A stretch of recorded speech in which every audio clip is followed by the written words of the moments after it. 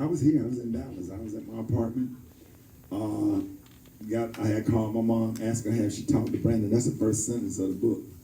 And she said, I'm about to call him now because we were supposed to talk and sit down and have a little meeting 2 days later, just to try to see where he was and what he wanted to do.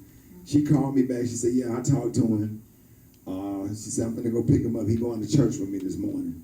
I said, okay. Then I got a call from his phone. I thought it was him. I was just excited that he was getting ready to go to church with Mama.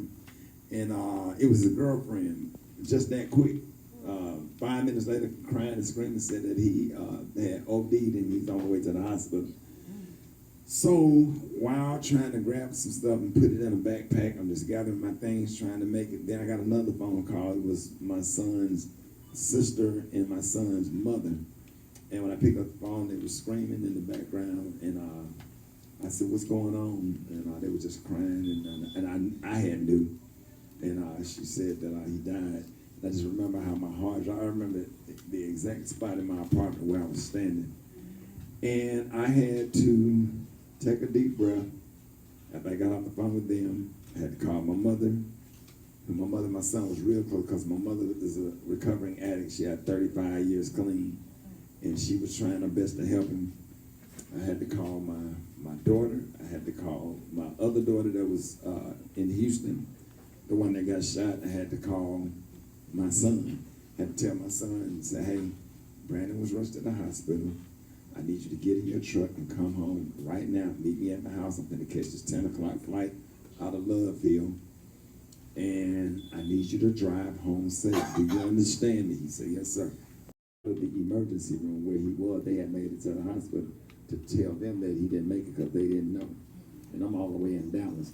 And I'm doing all of this while on my way through the airport, and people still speaking and asking for pictures and stuff. And I was real nice and pleasant. I can't right now, so I got a family emergency.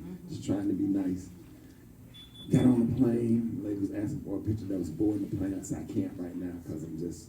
And I whispered to her ear because she said she'd go to Friendship West in my church. And I whispered in her ear that my son had passed. And she closed the door and closed the flight and got me in that hallway and prayed.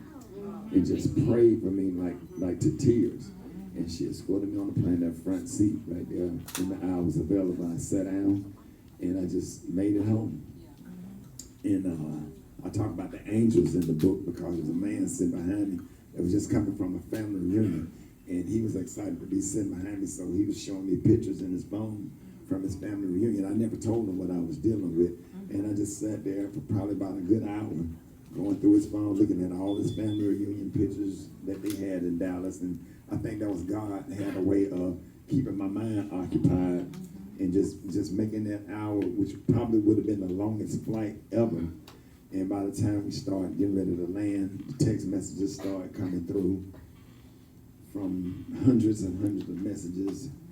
And I was just trying to figure out how I was going to navigate through all of this. I felt like I was in a nightmare.